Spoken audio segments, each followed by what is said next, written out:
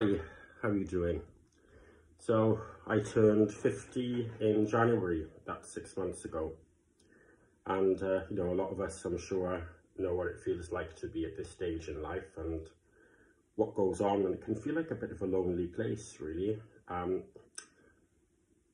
feel like there's a deep process of evaluation going on, realizing that I probably had more years behind me than I do in front of me. And, what does it mean to be in this situation? And what have I learned? How do I want the rest of my time to be, in relationship to everyone else that I'm walking this path of life with? What do I want my legacy to be? And there's quite a few things that I've learned. I've noticed a big shift in my dreams as well. Seem to be more of a kind of profundity with them, a gravity, a depth.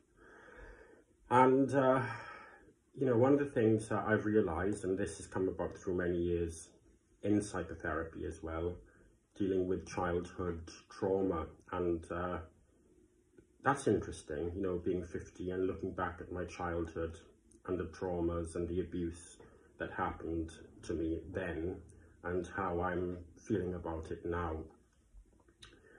One of the things that I realise is that that child who was abused is still in me. There are still days that I'm gripped with a kind of heaviness and flashbacks, even now, from it. But also at the same time, the voice, that destructive kind of self-critical, self-hating voice, that actually went, or has been diminished for a long time, especially since my breakdown that happened 7 years ago. But if truth be told, there is still that pain somewhere in me. But the difference is now, there is an alternative voice that comes in to counteract that critical voice. And that is, I have a place within me now that is more mature, more parental feeling, paternal kind of feeling. And so I look back at that child, that abused child, and I realise that I really wasn't at fault. And that I have this protective sense around that child who's still in me now. And the way that I speak to myself is from a far healthier place. I can actually be in situations now where I don't agree with something that's going on, or I feel that I'm being treated in an unfair way, and I can say, this is not acceptable, and I can stand firmly in my feet and know that I'm drawing on many more years of experience in life, and I have an insight into things, and I can claim that insight. We can claim that when we're at this age, and we can know that there are situations like this that we've been through before, so we're drawing on a much richer internal landscape, and we're not afraid to do so. That's a very positive thing, but the paradox of that is that although I'm aware that I know much more, that I have this history to draw on, these experiences to draw on, another part of me is aware that I know very little, and that people are very, very complex, aren't they? And they still surprise me. And I know now not to take anything for granted. I know that there is still much more about life and people and relationships that remain a mystery. So although I'm aware that there is, let's say, dare I say, a wiser me, there is also a part of me that is ignorant as well. And that I can know both things. I can be both things at the same time. And I think really there is wisdom in that. There's wisdom in knowing that people are like mountains, You never really get to the top, actually. So you never get to the top of the mountain, I don't think, with people. So maybe not like mountains. So I didn't know that image came into me, that you're forever climbing, And yeah, so there is a much greater emphasis that I put on who I want to spend my time with, and realizing that time is of the essence. You know, I don't want to look back in years to come and say, I wished I'd have done things differently. I'm now in a position where I can think carefully about what I'm doing before I act, to spend time reflecting and thinking through if I react in such a way as I mean, when we were very young, you know, there's this kind of spontaneity there, isn't there? You just speak, it just comes out, you know. You don't actually necessarily, I think, have that deep contemplation where you're aware of the repercussion of what you say and what you do, and how that will unfold over a period of time.